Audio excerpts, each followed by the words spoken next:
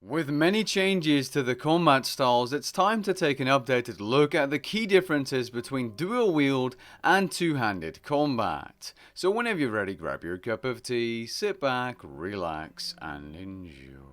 If you aren't already, be sure to subscribe if you enjoy RuneScape content, as around 64% of you are not yet subscribed. Moving on.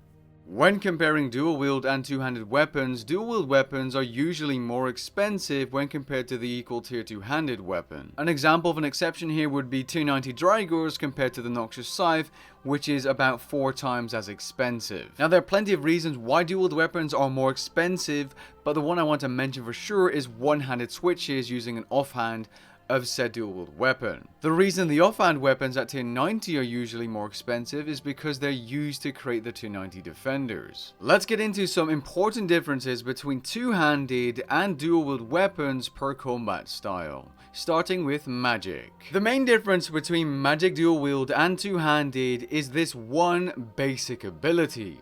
With dual wield you have access to concentrated blast.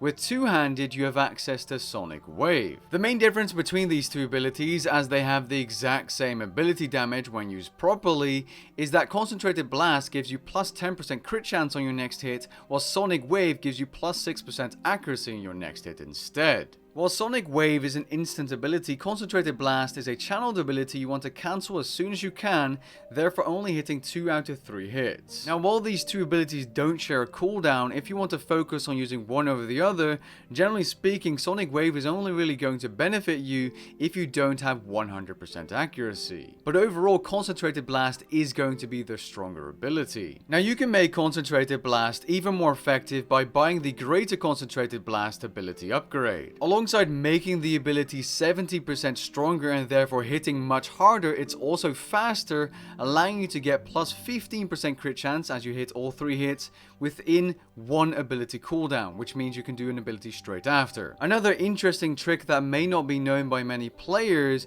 is that Greater Concentrated Blast does not snipe your Greater Chain, which means if you're fast enough in just Revolution, you're able to use another ability given that it's instant and get it off with Greater Chain on multiple targets. It's also possible in full manual, but in Revolution it just does it perfectly every single time without you needing to worry about it. Now one ability that is worth mentioning unique to two-handed weapons is Magma Tempest, which is a magic blade that will hit 8 times for around 96% ability damage on average. This ability is excellent for large groups of mobs or for starting out a boss fight, but other than that, it isn't too special. While there are a couple of two-handed or dual wield only abilities with ranged, the only real one worth mentioning is the difference between Needle Strike and Dazing Shot. These abilities deal the same amount of damage, however there's a massive difference in their effect. Dazing Shot decreases your target's accuracy on their next attack by 10%, which really isn't too useful.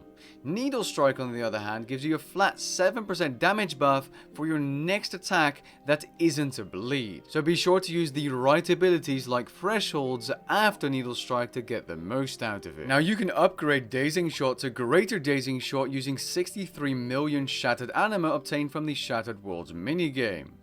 This will improve the ability's effectiveness, and you'll also unlock another ability known as Salt the Wound.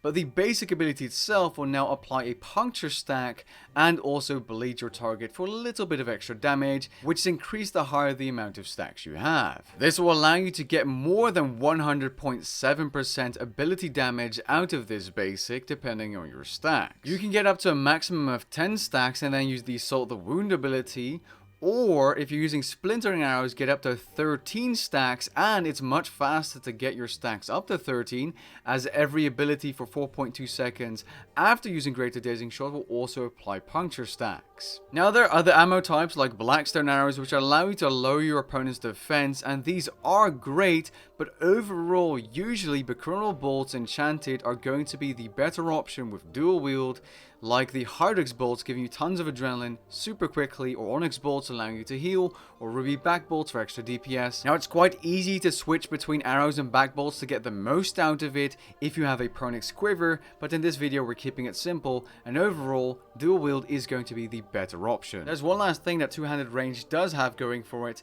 and that's that some weapons have 2 tiles more range range than their other dual wield counterparts. For example, the Noxus Longbow has 9 tile range while Sentients only have 7. This is nice for when you're kiting bosses or the boss arena is very large. In case anyone is wondering, I purposely avoided the Unload and Incendiary Shot abilities, as generally you don't use these. Incendiary Shot might be used for speed kills, for, getting adrenaline, but usually you want to use Death Swiftness, and if you have the Zut Cape, Deadshot is a nice adrenaline dump as well. Moving on to melee, we have Decimate and Cleave. The main difference between these is that Cleave is an AoE ability, striking enemies in front of you, which can be increased when using a Scythe, Lance, or War Spear type weapon. Decimate is a single target ability, but it is actually better, about 29.7% better in PvP when used against players using shield. That's not really that relevant though. When looking at these, it doesn't really matter which you use, and ideally you'd be using both if you're switching weapons when using melee combat, but for the sake of the video, Cleave is going to be the better ability as it can hit multiple enemies. Another huge difference between dual wield and two-handed melee is these two thresholds, being Destroy and Hurricane. Now Destroy is a channeled threshold, but it can be bled with Greater Barge. That being said, let's focus on Destroy as it is now. It's a slower ability, but it does deal more damage overall. Hurricane hits your main target twice and all targets around you once. It's an AoE threshold that's instant and still very powerful. It's worth noting that if you have the Dark Ice Sliver or Dark Silver overlaying, you're able to use Hurricane with melee. If you're also wearing the main hand weapon, being either the Dark Ice Shard at level tier 85 or the tier 95 Dark Shard overlaying, you're able to use both in succession as they no longer share cooldown as part of their set bonus. Similarly, the mobility ability Bladed Dive, which is usually dual wield only, can become a two-handed ability when you're wearing Laceration boots. Now normally Flurry isn't considered to be a good ability, but the Greater Flurry ability is a good ability as it has higher single target damage, and it also reduces the cooldown of Berserk by 1.2 seconds for any successful hit. This gives dual wield melee the upper hand for single target DPS. Now even though the gap between area of effect and single target abilities has become a little bit smaller for melee, two-handed weapons are still king for area of effect,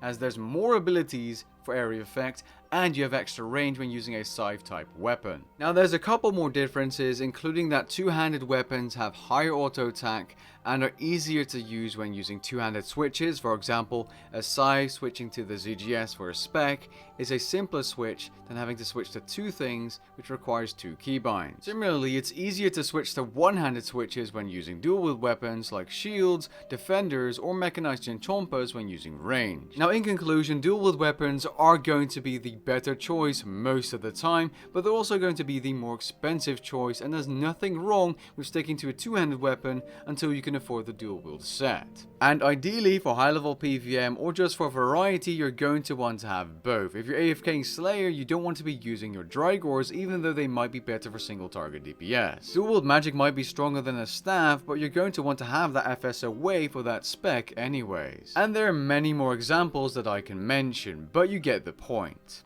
I hope you guys learned something new about dual wield and two-handed weapons from this video, and if you enjoyed the video, be sure to drop a like down below. Catch you guys in the next one. Peace.